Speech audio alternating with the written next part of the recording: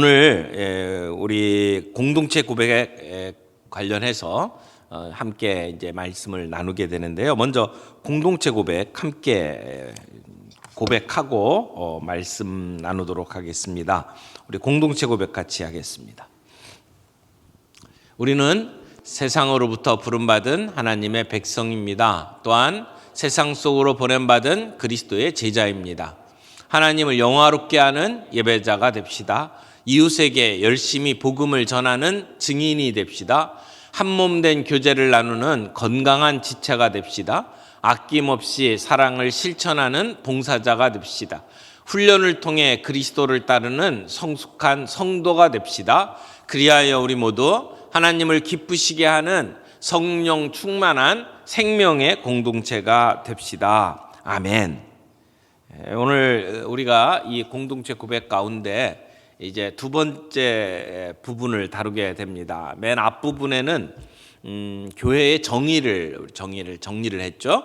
그래서 교회는 이 세상으로부터 부름받은 하나님의 백성이고 동시에 이 세상으로 보냄받은 그리스도의 제자들입니다라고 하는 정의로 시작을 했어요. 그리고 나서 그 다음에 5가지 중요한 교회가 존재하는 이유에 대해서 설명을 하고 있습니다.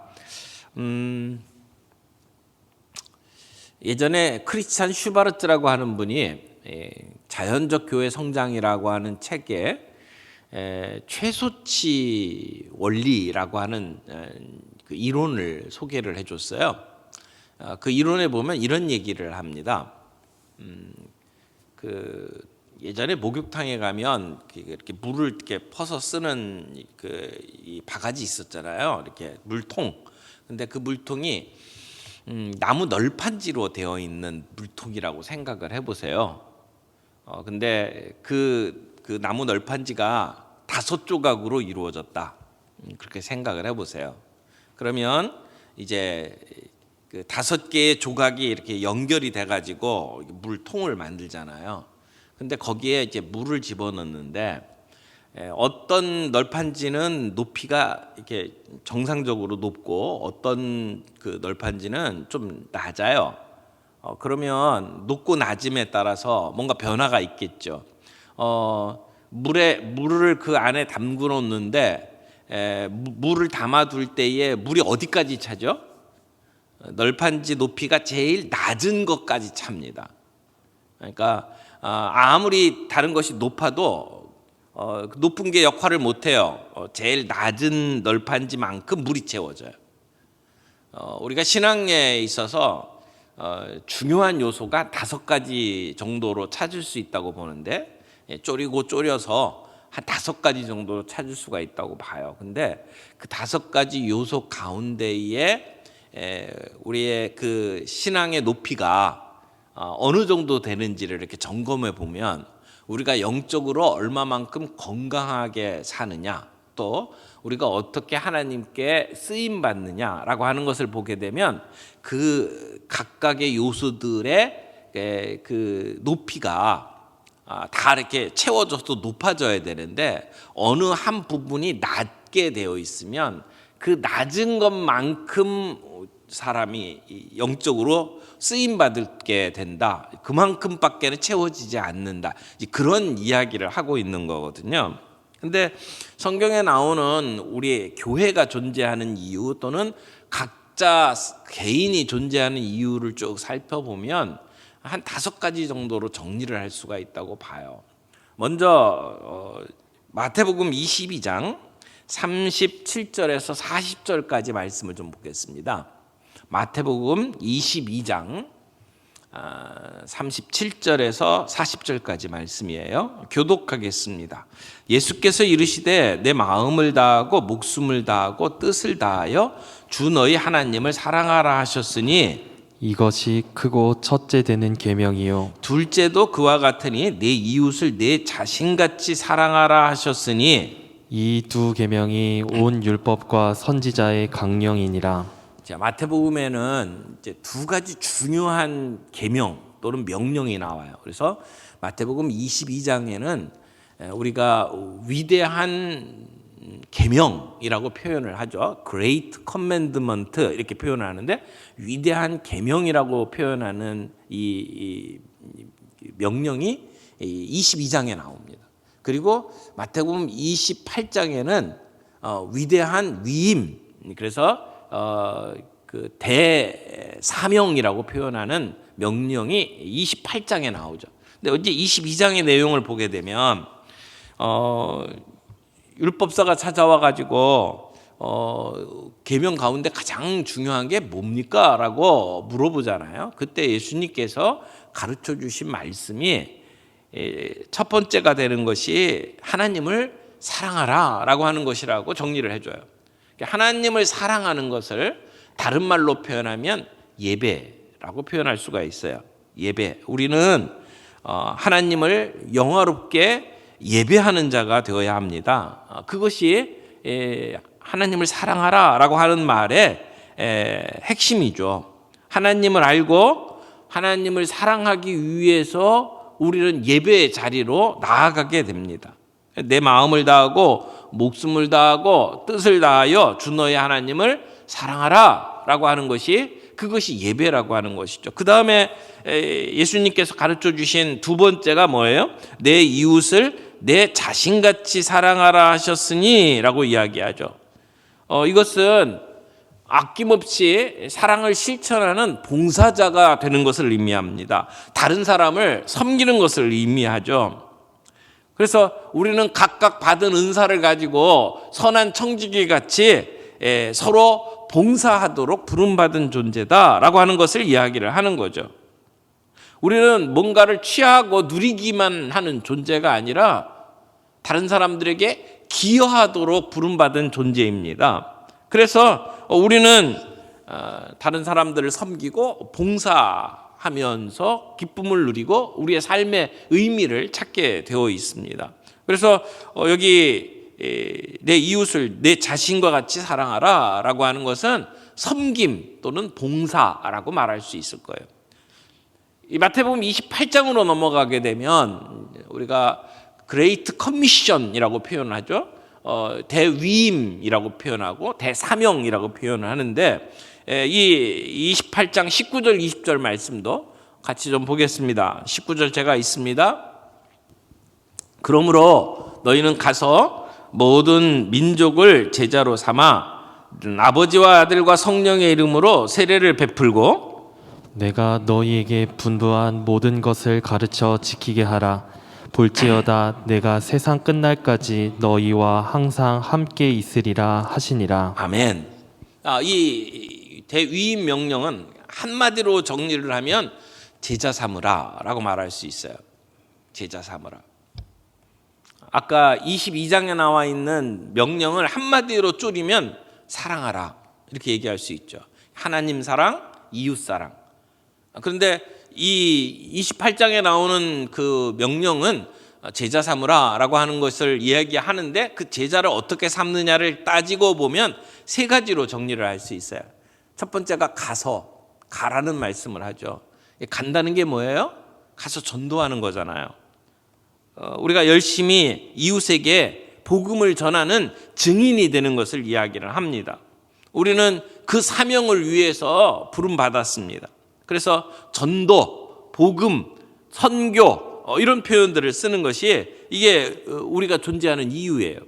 그래서 우리 교회는 늘 복음을 드러내고 예수 그리스도를 소개하고 그렇게 전도하면서 살아갑니다. 그래서 가서 또 세례를 베풀고 아버지와 아들과 성령의 이름으로 세례를 베풀고 그럼 세례를 베푸는 건 뭐예요?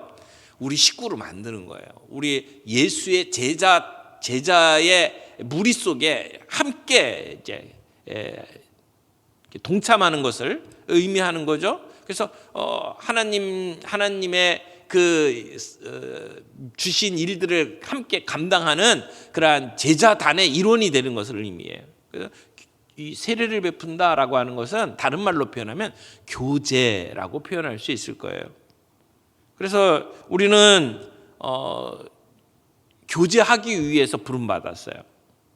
우리가 공동체 고백에서 한 몸 된 교제를 나누는 건강한 지체가 됩시다라고 표현을 하는 것이 바로 이것이죠. 영어로 fellowship이라고 표현을 하는 겁니다. 로마서 12장 5절 말씀에 이렇게 이야기하여 이와 같이 우리 많은 사람이 그리스도 안에서 한 몸이 되어 서로 지체가 되었느니라. 우리는 그리스도 안에서 한 몸을 이룹니다. 그리고 우리 각자가 지체래요. 그리고 그 각자에게 은사를 주셨어요. 그래서 한 몸을 이루어 가도록 만들었다. 우리가 세례를 베푼다라고 하는 것은 모든 사람들 앞에 공개적으로 우리의 신앙을 고백하면서 우리가 한 몸이 된 것을 선포하는 자리라고 말할 수 있어요. 그래서 우리가 교회가 존재하는 이유가 뭐냐? 교제하기 위해서다. 이렇게 말할 수 있죠. 그 다음에 마태복음 18장 20절 말씀에 보면 내가 너에게 분부한 모든 것을 가르쳐 지키게 하라라고 이야기하죠. 이것을 한마디로 이야기하면 훈련 이렇게 얘기할 수 있을 거예요. 훈련, 교육, 양육 이 모든 게 여기에 포함되어 있다고 보여집니다. 그래서 훈련을 통해 그리스도를 따르는 성숙한 성도가 됩시다. 자, 이렇게 우리가 존재하는 이유에 대해서 성경에서 한 5가지 정도를 뽑아볼 수 있어요. 예배, 교제, 훈련, 섬김, 전도 이렇게 5가지 정도를 이야기할 수 있단 말이에요. 물론 뭐 세밀하게 따지면 더 많이 만들 수 있을 거예요. 근데 이 5가지에 대해서는 대부분 이의 제기하지 않습니다. 교회가 존재하는 이유? 성경에서 여기저기 다 살펴보면 이 정도 중요한 것으로는 5가지 정도를 뽑을 수 있겠네라고 동의들을 할 거예요. 자, 그러면 이 5가지 가운데 우리가 교회로서 건강하기 위해서 또는 내가 개인 그리스도인으로서 영적인 건강을 유지하기 위해서 이 5가지를 가지고 얼마만큼 건강한지 한번 체크를 해보자는 거죠. 어떤 부분이 약하면 그 약한 만큼 교회가 부실하게 된 거예요. 어떤 교회는 전도는 정말 잘하는데 양육과 훈련이 부족한 교회들이 있고요. 어떤 교회는 열심히 훈련을 시키는데 섬김, 봉사가 약한 교회가 있을 수 있죠. 예배는 굉장히 강조하는데 세상을 향해서 나가는 것은 제대로 못하는 교회가 있을 수도 있고요. 그래서 우리가 건강하다라고 할 때는 이 모든 부분이 이렇게 균일하게 다 채워져야지 건강하다고 말할 수 있지 않습니까? 우리가 몸의 건강을 이야기할 때도 마찬가지예요.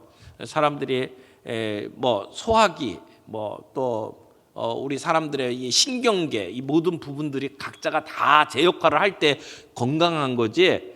어느 한 부분이 문제가 생기면 그것 때문에 병원에 가는 건 아닙니까? 그렇게 해서 우리는 환자라고 이야기를 하게 되는 거죠. 우리 교회도 보게 되면 나머지 다 잘하는데 하나 부족한 것이 있다. 그럼 그것 때문에 우리가 병들었다 이렇게 이야기를 할 수 있단 말이에요. 우리가 그래서 이 5가지 요소를 가지고 공동체 고백을 이제 정리를 한 겁니다. 그 공동체 고백 안에 우리가 이렇게 정리를 했죠. 하나님을 영화롭게 예배하는 사람이 됩시다 하는 얘기를 해요. 하나님을 영화롭게 하는 예배자가 됩시다. 그리고 이웃에게 열심히 복음을 전하는 증인이 됩시다. 한 몸 된 교제를 나누는 건강한 지체가 됩시다. 그리고 아낌없이 사랑을 실천하는 봉사자가 됩시다. 그리고 훈련을 통해 그리스도를 따르는 성숙한 성도가 됩시다. 그래서 5가지를 정리를 했어요. 오늘 아침에는 저희가 이 예배에 관한 이야기를 함께 잠깐 나누도록 하겠습니다. 첫 번째 주제는 하나님을 사랑하는 자가 되자라고 하는 얘기죠. 하나님을 영화롭게 하는 예배자가 됩시다라고 하는 거예요. 우리는 하나님의 기쁨을 위해서 부름받았어요. 하나님을 기쁘시게 하기 위해서 존재하는 사람들이에요. 그래서 내 마음을 다하고 내 목숨을 다하고 뜻을 다하여 주 너의 하나님을 사랑하라 라고 말씀을 하시죠. 이것이 첫째 되는 계명이라고 이야기를 해요. 우리 인생에서 우리가 해야 될 가장 중요한 게 뭐냐? 첫째가 뭐냐? 하나님 사랑이다. 이렇게 이야기를 하는 거죠. 그런데요, 우리가 하나님을 사랑하기 이전에 하나님이 우리를 먼저 사랑하셨다는 사실을 아는 것이 필요합니다. 하나님이 우리를 먼저 사랑하셨어요. 하나님이 우리를 사랑하는 것처럼 우리가 하나님을 사랑하는 것이 예배예요. 여기 하나님을 사랑하라 라고 하는 얘기는 하나님이 우리를 사랑하기 위해서 창조하셨어요. 그래서 하나님이 우리를 사랑하신 것을 경험하고 그 사랑을 하나님께 되돌려 드리기 위해서 우리는 존재한다라고 하는 것이죠. 이사야서 43장 1절 말씀을 좀 보겠습니다. 다 같이 한번 읽어볼까요? 시작. 야곱아, 너를 창조하신 여호와께서 지금 말씀하시느니라. 이스라엘아, 너를 지으신 이가 말씀하시느니라. 너는 두려워하지 말라. 내가 너를 구속하였고 내가 너를 지명하여 불렀나니 너는 내 것이라. 야곱아, 너를 창조하신 여호와께서 지금 말씀하시느니라. 창조하신 하나님이 말씀하신다는 거예요. 이스라엘아, 너를 지으신 이가 말씀하시느니라. 뭐라고요? 내가 너를 구속하였고 내가 너를 지명하여 불렀나니 너는 내 것이라 라고 말씀을 하셨어요. 내 자녀다. 하나님이 나를 낳았다 라고 말씀을 하시는 거죠. 그래서 그 하나님이 우리에게 뭐라고 이야기를 하냐면 내가 내 눈에 보배롭고 존귀하여 내가 너를 사랑하였다 라고 우리 하나님께서 말씀을 합니다. 하나님이 나를 보배롭고 존귀하게 여기시면서 나를 사랑하신다. 하나님이 나를 낳으셨기 때문에. 여러분, 우리가 낳은 자녀들이 얼마나 귀합니까? 얼마나 보배롭습니까? 우리의 자녀이기 때문에 그렇잖아요. 근데 하나님이 우리를 낳으셨고 그리고 우리를 그렇게 존귀하고 보배롭게 여기시고 우리를 사랑하신다는 거예요. 하나님이 우리를 사랑하신다는 거예요. 그래서 우리 각자를 보시면서 하나님이 말씀하셔요. 너는 정말 귀한 존재야. 너는 정말 가치 있는 존재야. 내가 너를 사랑한다. 하나님이 우리를 사랑하시고 그리고 하나님이 우리를 아셔요. 동시에 하나님은 우리에게 원하셔요. 하나님께서 우리에게 원하시는 게 뭐죠? 너희가 나를 사랑하기를 원하신다는 거죠. 내가 너를 아는 것처럼 너도 나를 알기를 원한다는 거예요. 그게 사랑의 관계죠. 그래서 예배라고 하는 게 뭐냐? 한마디로 이야기하면 하나님의 사랑에 응답하는 게 예배예요. 우리가 하나님을 사랑한다라고 하는 것은 하나님이 우리를 사랑하신 것에 대한 반응이에요. 여러분, 로마서 12장 1절 말씀 같이 한번 읽겠습니다. 로마서 12장 1절 시작. 그러므로 형제들아, 내가 하나님의 모든 자비하심으로 너희를 권하노니 너희 몸을 하나님이 기뻐하시는 거룩한 산 제물로 드리라. 이는 너희가 드릴 영적 예배니라. 여러분, 이 말씀에 중요한 단어가 뭘까요? 여기서 우리에게 주는 명령이 있다면 드리라라고 하는 것이죠. 드리라. 이게 예배예요. 드리라. 예배의 가장 중요한 기본 개념은 드리는 거예요. 근데 여기 뭘 드리라고요? 너희 몸을 드리래요. 그런데 그 몸을 드리라고 이야기하면서 앞에 뭐라고 얘기하냐면 하나님의 모든 자비하심으로라고 이야기를 해요. 내가 하나님의 모든 자비하심으로 너희에게 권한다. 이 얘기는 하나님의 사랑의 근거에서 이렇게 권한다라고 이야기를 하는 거죠. 그러므로 몸을 드리라라고 하는 것의 근거는 뭐예요? 하나님의 자비하심이라는 거죠. 하나님이 우리를 향해서 사랑하시는 것의 근거에서 우리가 우리 자신을 드리는 것, 이게 예배다라고 이야기를 하는 거예요. 그러니까 예배의 기본적인 개념은 내가 받는 것, 내가 예배에 와서 은혜를 받는다라고 하는 말을 많이 하는데 기본적인 예배의 개념은 하나님이 나를 사랑하셨기 때문에 내가 하나님 앞에 나를 드리는 것이 예배의 기본적인 개념이에요. 그래서 어떻게 보면 하나님께 돌려드리는 거죠. 하나님이 나를 사랑하셨고 하나님이 내게 베푸셨던 그 은혜에 대해서 내가 하나님께 반응하는 것, 돌려드리는 것이 예배다라고 말을 하는 겁니다. 그런데 누구에게인가 뭔가 드린다라고 하는 것이 쉽지를 않아요. 예를 들어서 부모가 자식한테 뭘 주는 것은 쉬워요. 아이가 필요한 것이 무엇인지를 보고 주면 되는 거거든요. 근데 아이가 어른에게 뭔가를 드려야 된다 그러면, 예를 들어서 모든 걸 다 가지고 있는 분에게 내가 뭔가를 선물해야 된다. 그러면 선물 고르기가 너무 힘들어요. 그렇죠? 그분에게 뭘 줘야 만족하겠어요? 다 가지고 있는 분에게. 근데 우리가 하나님 앞에 뭘 가지고 드리면 될까요? 하나님 뭘 드리면 기뻐하실까요? 하나님은 온 세계를 창조하신 분 아닙니까? 온 우주를 만드셨고 여러분을 지으신 분이 하나님입니다. 그분에게 뭐가 필요할까요? 그분에게 드릴 수 있는 것이 있다면 우리의 사랑을 드릴 수 있잖아요. 하나님은 우리의 사랑을 아주 특별하게 받으시는 하나님이십니다. 그래서 우리에게 요구하시는 그 첫 계명이 뭐예요? 마음을 다하고 목숨을 다하고 뜻을 다하여 주 너의 하나님을 사랑하라 라고 하는 말씀이죠. 여기 마음을 다해 라고 하는 말은 다른 말로 표현하면 열정적으로 라고 하는 표현이에요. 우리의 심장 고동소리와 함께, 또는 하나님을 향한 우리의 애정을 담아서 하나님을 사랑하라. 하나님을 향해서 사랑을 하는데 우리의 애정을 담아서 열정적으로 사랑하라. 이것이 마음을 다해. 목숨을 다해 라고 하는 말의 의미가 뭘까요? 우리의 영혼을 담는 거예요. 영혼을 담는다는 얘기는 간절함을 담는다는 얘기죠. 목숨을 다해, 간절하게. 뜻을 다해. 뜻이라고 하는 것은 우리의 의지를 다해서, 우리의 지성을 동원해서 하나님을 사랑하라는 것이죠. 여러분, 예배라고 하는 것은 이렇게 열정적으로 간절함을 담아서 의지적으로 하나님을 사랑하는 것을 의미해요. 그러니까 다른 말로 얘기하면 예배, 하나님 앞에 예배한다라고 하는 얘기는 우리의 마음을 집중하는 것을 의미하죠. 내 정신과 생각을 하나님께 집중하는 것이, 그게 예배다라고 말할 수 있습니다. 근데 우리가 집중하지 않고 형식적으로 뭔가를 하는 경우들이 종종 있지 않아요? 믿는 분들하고 같이 식사하다 보면 가끔 이런 질문을 하는 분들이 있어요. 야, 우리 아까 기도했냐? 내가 기도했냐? 이런 질문을 해요.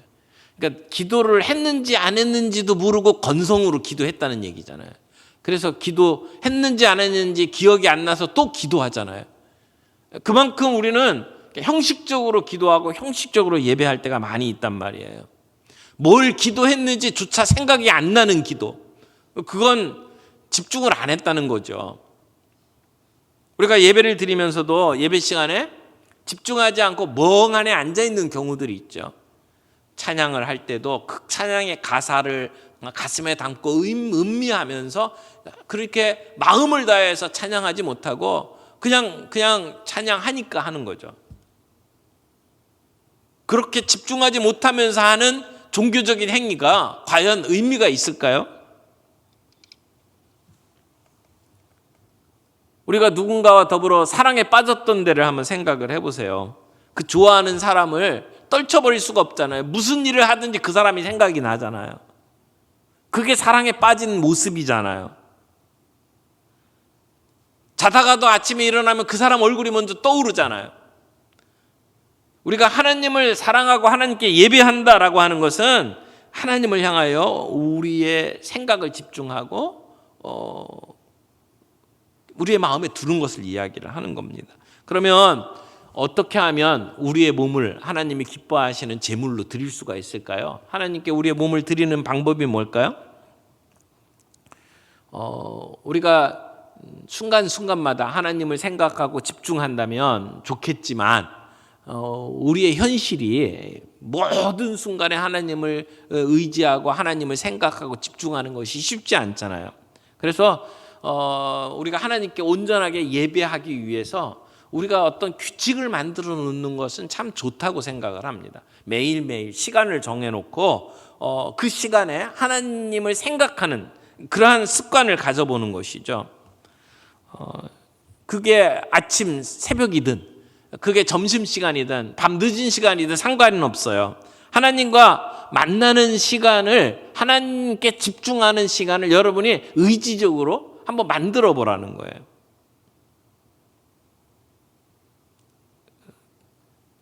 분주하게 여러 가지 많은 일들을 하던 가운데 골방에 들어가는 시간을 두라는 거죠. 그런데 그 골방에 들어가는 것이 꼭 물리적으로 아무런 사람들과 없는 곳에, 차단된 곳에 들어가는 것이 아니라 지하철을 타고 가는 그 순간에도 골방을 경험할 수 있어요. 자동차를 운전하면서 가는 시간에도 우리가 골방을 경험할 수 있다고 생각을 합니다. 어떻게 보면 자동차에 딱 올라타서 시동을 걸고 어딜 가기 전에 그때 잠깐 내가 가는 목적지를 생각을 하면서 기도하는 시간을 갖는다면 그 시간이 골방을 경험하는 시간이 될 거예요.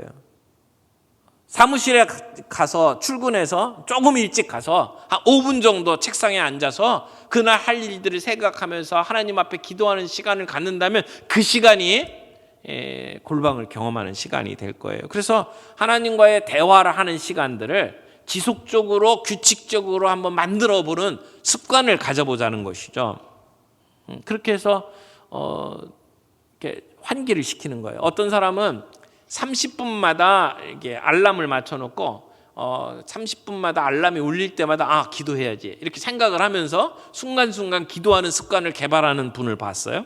어떤 형태로든지 간에 우리의 삶 속에 하나님을 생각하면서 그분에게 집중할 수 있는 삶의 습관을 만들어 가는 것이 우리의 몸을 하나님께 드리는 아주 좋은 방법이 아닐까 여러분에게 추천을 해드립니다. 뿐만 아니라 삶으로 예배를 드리십시오. 우리가 예배 드리는 삶을 산다라고 했을 때 그 예배 드리는 것은 시간을 정해놓고 이렇게 예배당에 함께 모이는 예배뿐만이 아니라 사실은 우리의 삶으로 일상생활 속에서 드리는 것이 예배여야 된다라고 하는 말을 하는 거잖아요.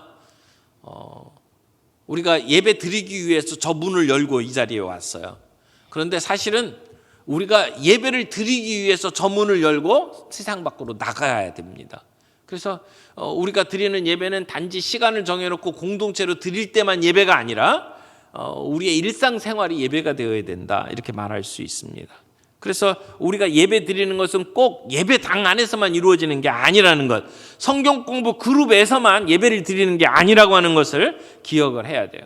우리의 일상생활 속에서 우리가 날마다 하는 일, 흔하게 하는 일들, 그런 날마다의 경험 속에서 우리의 예배가 이루어져야 된다라고 말할 수 있습니다. 그래서 내가 늘 가던 회사 출근하면서 그 회사에 출근하는 일이 예배가 되도록 하는 것이 필요하죠. 내가 아이들을 돌보는 일 늘 하는 거 지치는 일이지만 그것이 예배가 될 수 있다라고 하는 것을 기억할 필요가 있다는 거죠. 그래서 오늘 우리들이 하고 있는 흔한 일, 진부한 일들이 예배로 바뀌면 그 일의 의미가 달라지고 그 일을 하면서 우리가 느끼는 감정이 달라질 수 있다고 생각을 합니다. 그것이 우리 하나님이 기뻐하시는 예배의 모습이다. 그래서 우리의 예배는 늘 두 가지 측면이 있다고 생각을 해요. 이렇게 함께 모여서 드리는 예배, 이걸 공동체적 예배 이렇게 표현할 수 있죠. 우리의 시간을 정해놓고 하나님 앞에 나와 찬양하고 예배 드리는 시간들이 참 중요합니다.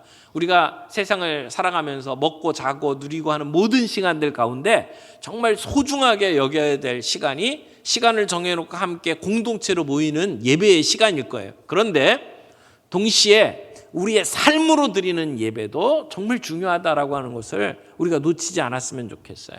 그래서 공동체로 드리는 예배와 우리의 삶으로 드리는 일상적인 예배가 함께 균형을 맞추면서 이루어질 때에 그때 우리는 우리의 마음을 다해 목숨을 다해 뜻을 다해 주 하나님을 사랑하는 예배자로 살아갈 수 있다고 생각을 합니다. 그래서 오늘 예배자로 살아간다라고 했을 때 예배는 하나님이 우리를 사랑하신 것에 대한 반응이다. 하나님의 사랑을 되돌려 드리는 거다라고 하는 측면에서 진짜 예배가 예배다워지려면 하나님의 사랑을 우리가 느껴야 됩니다. 하나님이 나를 얼마나 사랑하셨는지를 우리가 생각할 때에 진정한 예배를 드릴 수 있다라고 하는 것. 그리고 예배는 집중하는 거다. 예배는 우리의 마음을 다해, 열정을 다해, 의지를 다해 하나님 앞에 집중하는 거다라고 하는 것. 또 하나는 예배는 일상생활이어야 한다.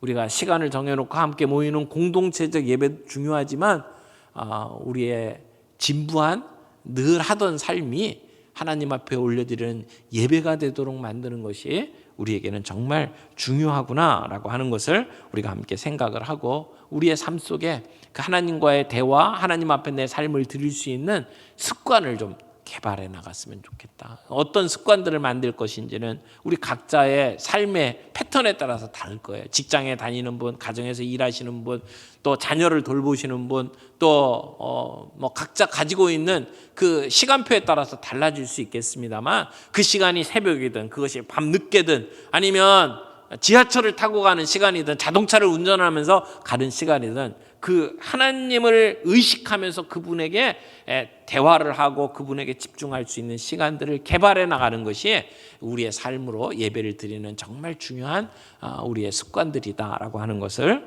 함께 말씀을 드립니다.